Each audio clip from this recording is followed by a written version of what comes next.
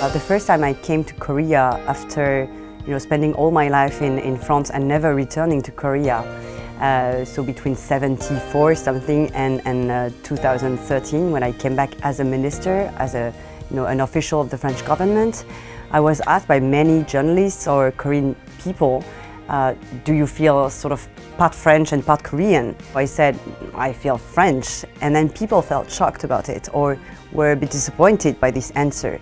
And as I realized it, I felt that someday I needed to explain why returning to Korea was not something obvious to me, and it took me time to rebuild my relationship with that country where I was born.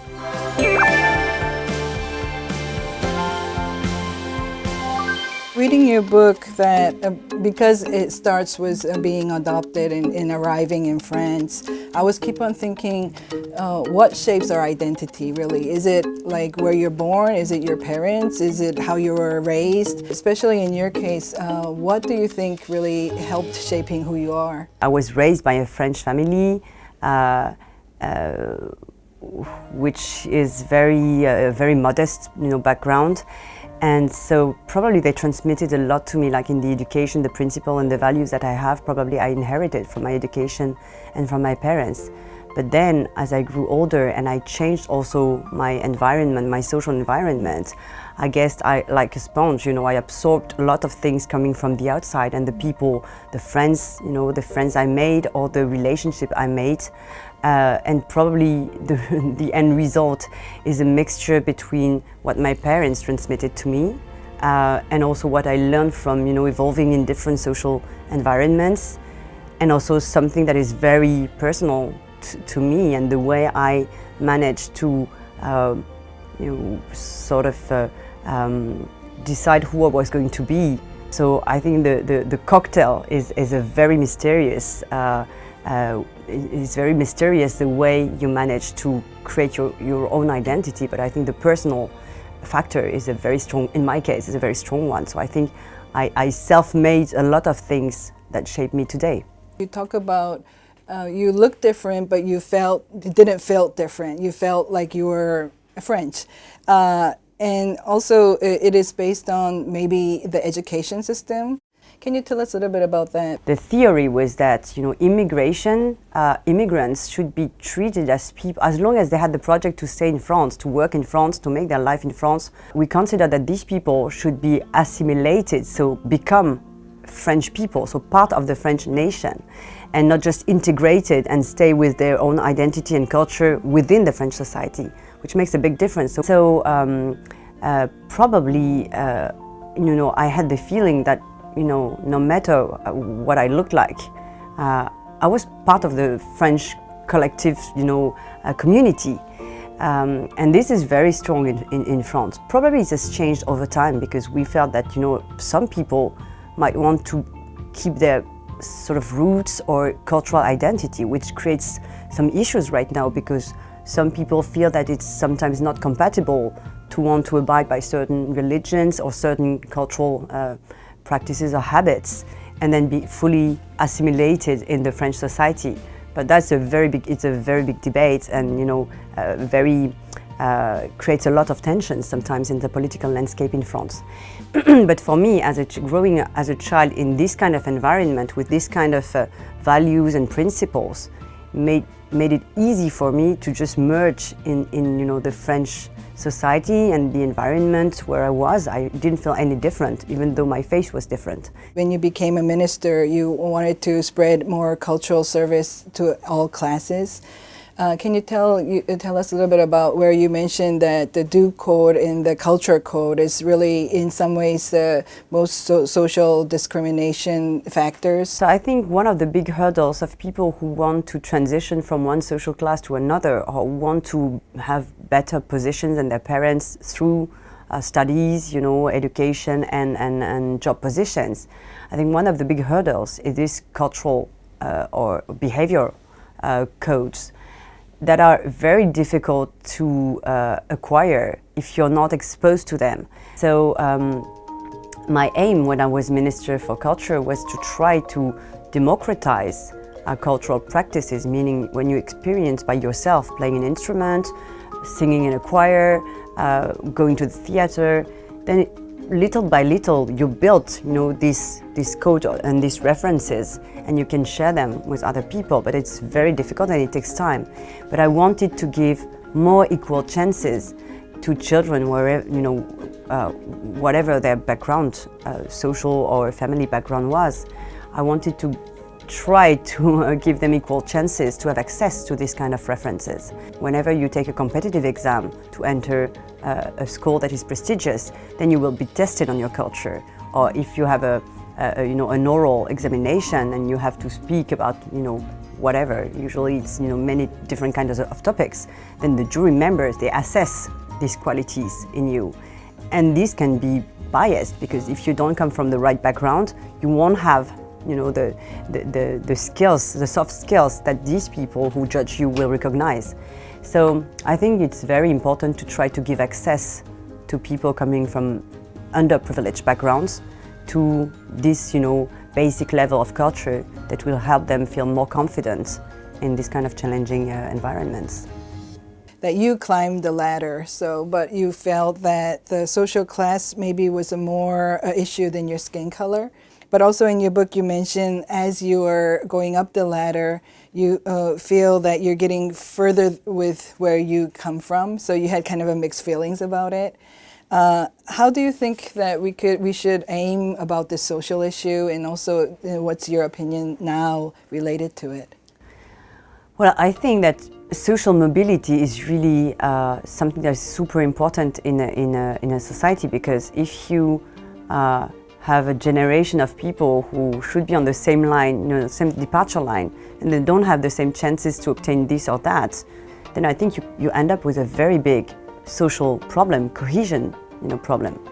That's a collective, issue, but there's also a very individual issue. So that's what I'm mentioning in the book, is that whenever a person has this trajectory of climbing the social ladder, this person has to deal with sometimes very violent, feelings, because I know a lot of people in France. A lot of my friends are in this situation, and they always feel like they are traitors to their class, and so you have to deal with, being satisfied with your achievement, but at the same time feeling that your parents who've paid for your studies and try to motivate you to be successful, they've also paid for you to get away from them and become estranged. And it creates really very ambiguous feelings towards success and achievement. Maybe the good thing is that it keeps you the feet on the ground, and you always remember where you come from. So it's something very, very strange, but that all the people who have this kind of trajectory fully understand. When you were first offered as a minister, in the book you mentioned that they offered, why don't you do the issue of diversity, and you rejected it. Why you decided to reject it, and what was the background?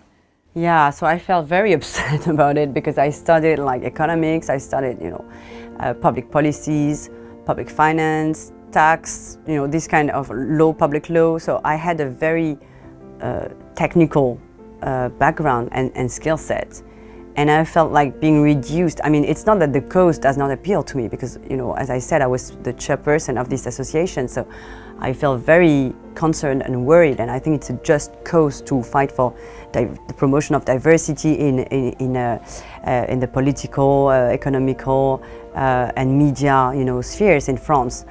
But given my academic background, I felt it was really almost insulting to ask me to do that, because I had a lot more that I could do. And it's like, always asking women to be in charge of gender equality, so why not ask men? Sometimes they should be as concerned as women. And also I felt a bit the same, even, I have a lot of humor, so it makes me laugh, but whenever there was the government was invited to celebrate Lunar New Year, for example, it was always me who was asked to go and to represent the government, because I have an Asian face. And I thought it was a bit ridiculous, to think like that in the 21st century. So reducing someone to, a characteristic that is very minor, I think, compared to the skills, the character, the personality. I felt it was so outdated and so old school. So that's what I said, and actually I didn't have to fight for long because probably the people I was talking to understood how outdated that was. Now you are working as a founder of Corelia Capital, the venture capital fund. I heard that the neighbor also invested in it. Can you tell us what your relation with neighbor was? So it's a very important story for me because it's the reason why I could create the company and actually come back to Korea. I met with the founder of Naver probably in 2015 when I was preparing a state visit for François Hollande in Korea. And then we shared a very common vision of what digital transformation means for the economy, but also for society, for democracy. So very high level vision on how disruptive this digital transformation is for our lives, and how a big chunk of the value chain in this digitally transformed economy was taken by big techs, so American big techs and Chinese big techs.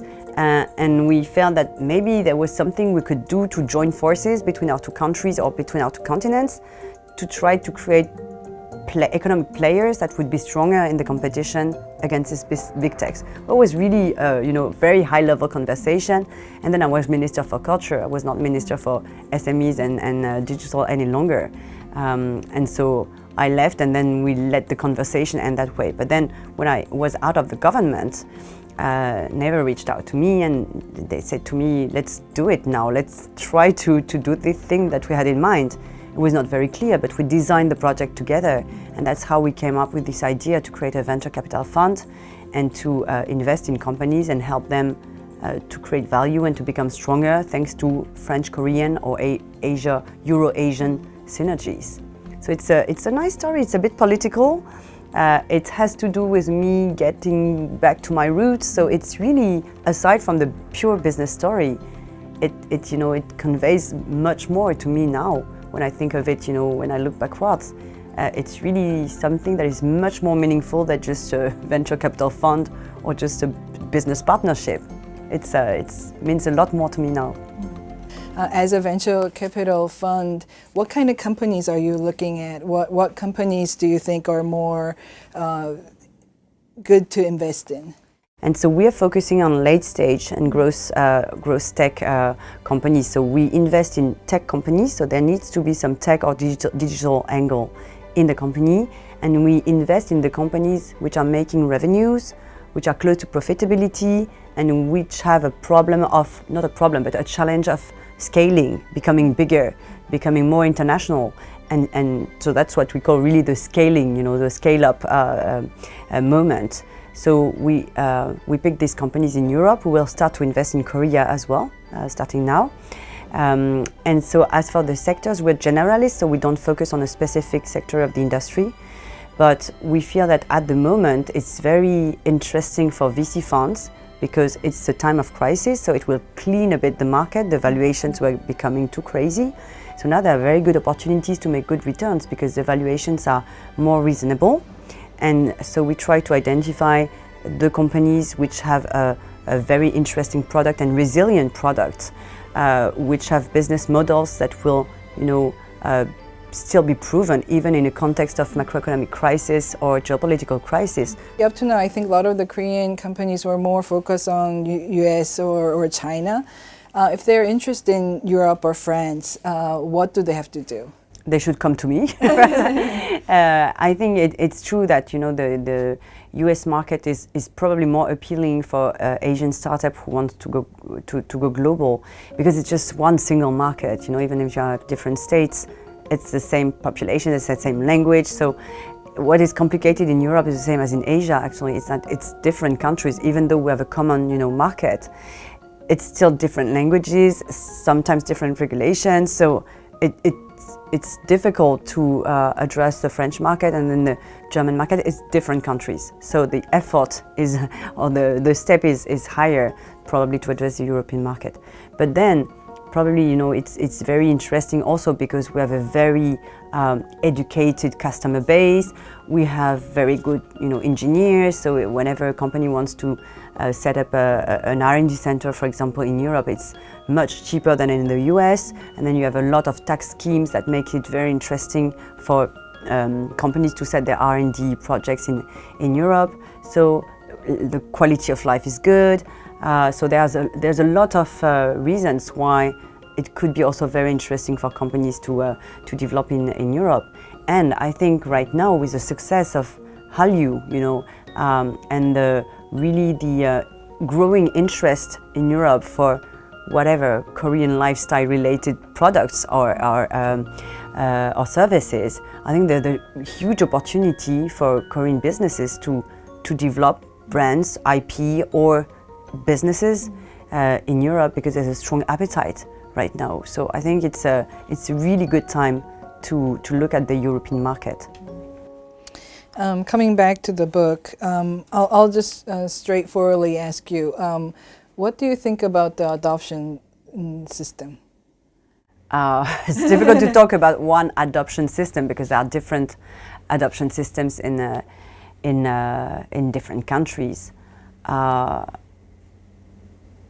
I think it's super difficult to answer because I've seen a lot of cases with failed adoption stories. It's super sad, but stories where the children were not happy, the families were not happy, creates, you know, dramatic situations. I admire my parents a lot because it's super challenging to think that you will manage to raise someone with whom you're not blood related as your own child and then help him overcome the trauma that he can have.